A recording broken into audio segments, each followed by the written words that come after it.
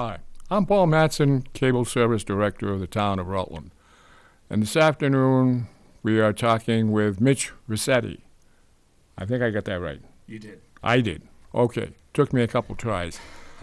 Who is running for the office of Selectman in the town of Rutland. And I will, by way of introducing him, ask him to talk about what brings him here and what his thoughts are, and go right ahead and be my guest. Great. Thanks, Paul. I appreciate the introduction. Happy to be here talking to the folks out in the town. Met a lot of folks going door to door, campaigning with my wife. Really the reason I'm doing it is because we're expecting a family. Our first is due in July, which we're very excited about. And this is where we want to raise our family here in Rutland. I know that there's a lot of issues facing the town right now that are important. You have a growing Worcester, a growing Boston Metro. You have a school system with a lot of requests that people want to be in. And there's a lot of issues I think that need addressing, and it's something where, with my experience, I wanted to get involved and see how I can help. A little bit about me. I've been working the last 10 years in municipal government with social service agencies and now with state government. I know government can sometimes be a bad word, but I have a little bit of experience there. Over the last 3 years, I've helped to raise over $6 million for veterans issues to help combat the opiate crisis here in Massachusetts, as well as for youth funding and youth programming, which I'm very proud of and very happy to be able to contribute in that way. And really the only reason why I'm running is because we love our hometown here. We want to raise a family, and I'm really just looking to see how we can come together as a community and help make the town a better place and keep it what it is in terms of very welcoming and great community to be in. Okay, thank you very much, Mitch. Okay, a couple of questions. Number one, the town is right now at a stage of where they are growing more in home building than they are in commercial. Yes. I'm wondering if you would thinking anywhere along the road where this trend should continue, or should we look more at commercial properties, or what? I think there's a good balance there. I had worked in Governor Beshear's cabinet for economic development, which Governor Beshear, the state of Kentucky. So it's an interesting balance there between agricultural communities and growth. So I have some experience in this topic. I think, in terms of growth in town, if you want to look at the future, what we really need to start doing, and I think we're having that conversation now as a community, is really looking how to assess future growth, put together a long-term strategy that will not only maintain the aesthetic and the character of the town and all of its desirable qualities while also attracting businesses in. I've talked to a lot of small business owners here in town. I have a good amount of support from the small business community here in town. And I think what they're hearing is they're investing, the ones that have recently located here, they're investing in what they see as a growing community with an affluent population coming in that can spend some money here locally. I think we need to certainly manage the growth, but it's also something that we need to take a look at the economics of it, take a long, hard look at what our future projections are for the next 10 years in the town, how that matches up to what's going to be here in terms of population, in terms of economic capabilities of that population, what the school needs are going to be, and what accessibility is in transportation that could bring companies into town. I know there have been several committees and boards that have been working hard to look at some of these issues, like RDIC. The planning board's been very active in talking about some of these things.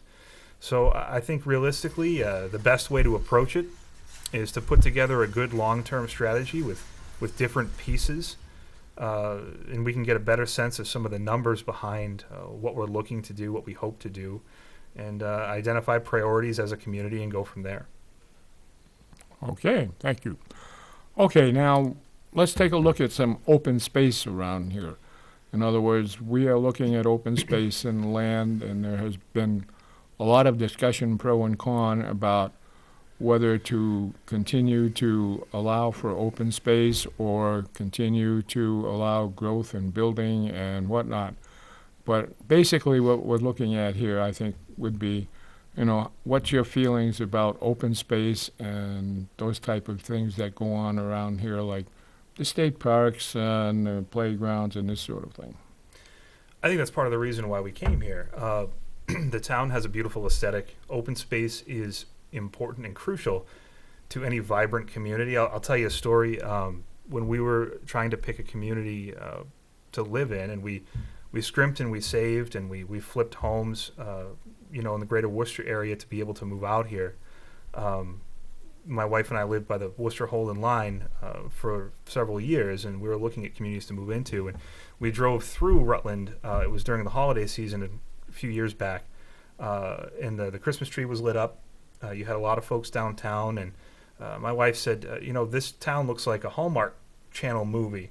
And of course, that sold us right away. I mean, there's a great kind of a connectedness here in town, and I think open space is really important to that. So to comment on the growth aspect and how it plays into open space, I think that brings up the need for a good long-term managed and responsible growth plan here in town that incorporates the need for open space, and it sets parameters as to, we need X amount of open space for residents, for whatever growth occurs. I think the parks here, the state park, is a great resource to have. It draws a lot of people in. And a lot of folks that I've met in town use that open space for various hobbies, hunting, fishing, those kinds of things. And again, maintaining the aesthetic of the town as being a beautiful rural agricultural-based community going back to its roots, I think is very important. But I think, specifically to address that issue, we need to come together with the different boards, the different players in the community, and come up with a good long 10-year strategic plan that would incorporate some of these issues. We could use different mechanisms to accomplish a good mix of open space to ensure that remains there. Some of those things are going to include maybe some zoning changes, maybe some increase in some of the lot sizes in some of our communities that are being planned. And I think that there's a way to balance it so that you can be still a welcoming community that's taking some of these folks that are taking high-paying jobs that are opening up in Worcester. They want to be somewhere where they want to send their kids to school. I think we can take a look at that, and I think we can balance the open space needs and the aesthetics of the town with responsible, managed, controlled growth. Okay. As you probably become aware and following the various meetings here lately, Very aware. this sort of thing, Yeah. there's a lot of issue regarding water and sewer in the town, and wondering if you think it might be a good idea to form our own water sewer commission and to start looking into the possibility of perhaps our own water and sewer system. It's interesting you bring that up. We've talked about this. I serve on CIPC here in town, Capital Improvement Planning Committee, and we've talked about future capital needs pertaining to water sewer. I think the creation of a commission specifically for that water sewer, I would most likely be in favor of doing that. I think, there have been studies in the past, I know, about putting in our own treatment plant, and some of those came back with a high price tag associated with them. There's a lot of maintenance that goes into that. It's going to require capital investment. It's going to require personnel investment. I think, I'm encouraged by the fact that we brought in, we went from having, by all accounts, a really great DPW director in Gary, and we brought in somebody that has managed growth in Worcester and has a good handle on the issues. So I think the continuity there between the talent level we've been able to bring into town in that position is great, and it's going to be good at looking at these issues. But I would certainly support the creation of a water sewer commission. And I really think that we would need to take a look at some of those older studies that have been completed around what it would take to bring in a treatment plant and what those needs are. And we need to take a long, hard look at the economics behind that for the community to make a really informed decision. And, what caused the basis, or what was the basis of the decision we came to the last time we looked at these things.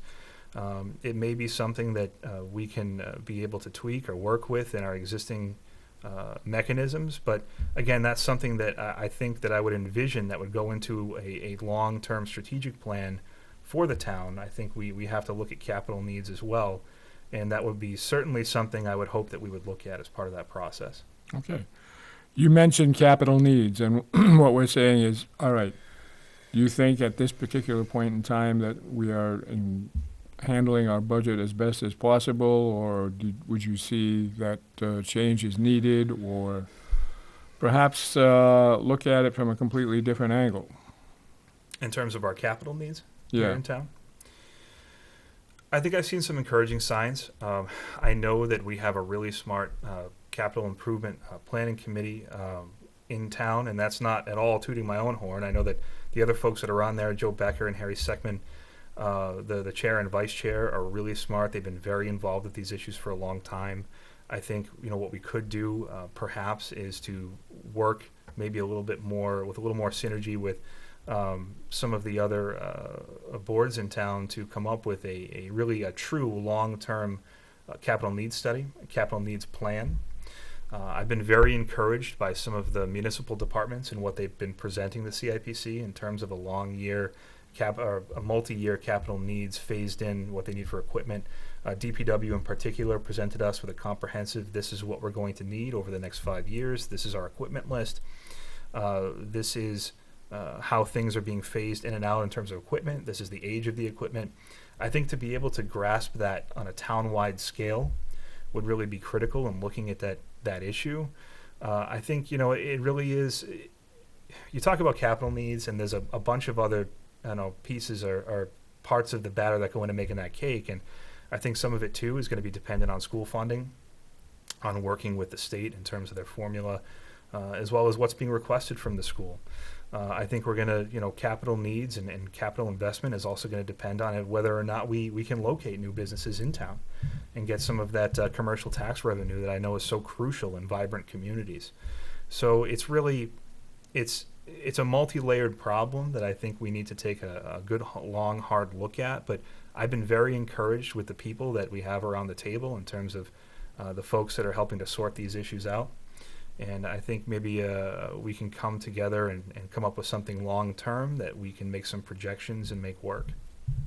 Okay, very good. Appreciate it. And one last question. Where would you think that you'd like to see the town 10 years from now? Where would I like to see the town 10 years from now? That's a good question. I think my vision for the town 10 years from now is hopefully we have a vibrant farming community, one that we can work with now to lay the groundwork for future success for small farms and large farms alike. I think the town aesthetically, if this is my vision, would maintain its rural beauty and kind of the natural resources that we have here. I think if we're successful as a community and I'm elected to the board, I think that we have a chance of being successful at putting together a long-term strategic plan that helps us manage growth responsibly and can also look at the economic impacts of that, the impacts that this will have on property values, the impacts it will have on folks that want to come in, the impacts it will have on seniors, a lot of whom are being priced out of their own homes, which is an unfortunate consequence of a lot of growth that's happening right now in central eastern Massachusetts. Is that folks can't necessarily afford to remain because of the tax rates and the taxes, because of increased property value. In some ways it's good that a lot of folks want to be here and a lot of folks want to be in central Massachusetts, but it's something that everyone's struggling with. I've worked and helped to raise money for the Council on Aging here in town, and I've helped connect that group with the Department of Public Health's mandated Community Health Network area, which is based out of Gardner, and they take a regional approach to health issues. And I think one of their biggest health issues that studies have shown that this region is facing right now are folks aging in place in rural communities. And I think that's something we need to look at. So I think that part of 10 years from now, what I would like to see is a greater investment in our senior community, our greater investment in making sure that those folks have the transportation access that they need, they have food security, and they have access to support services that they need to stay in their homes and with their families and in their community. I think that's very important. 10 years from now, what I'm also hoping is that I know the Baker-Polito administration has worked very hard at the state level to combat the opioid crisis plaguing all of our communities in central Massachusetts. And so I'm hoping that we can make great strides as a community in combating that here. I know that Council on Aging and the library have been gracious enough to host, I think it's once every month or once every 6 weeks, talks around the issue with prominent state figures to bring it in here to the library. And I would encourage anyone who's watching at home to look those up on the town calendar and come to those events, because they've been very informative. And realistically, I think that we want to ensure that the services that we're providing our children continue to be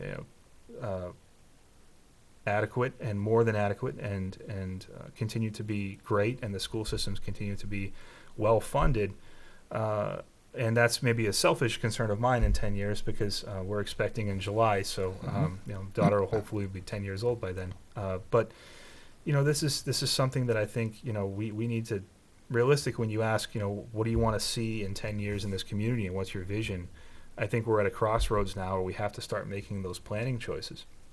And all of the health indicators throughout the state indicate that communities are facing these same challenges, and they really have to take them head on. And that's something we need to do. But, to sum it up or to bring it home, I think to maintain the aesthetic of the town, to ensure that our farmers here, that is such an important history of this town, have the support they need, both small and large. I think that we need to maintain that open space aesthetic that you had talked about, and we need to address some of our regional health needs. And I think that I can bring the resources and the expertise to the table to be able to put us in that right direction. Mitch, thank you very much for your time, your Thank you answers. The questions that you answered have provided us with a fair insight as to where you are and what you're looking at. And I do think that it's probably going to be, something that the town would be very interested in finding out about. All right. Thank you so much, Paul. I appreciate the opportunity. You're welcome. Let me add one thing here. All participants seeking the contested office in the town's annual election were invited to participate in this session. Thank you.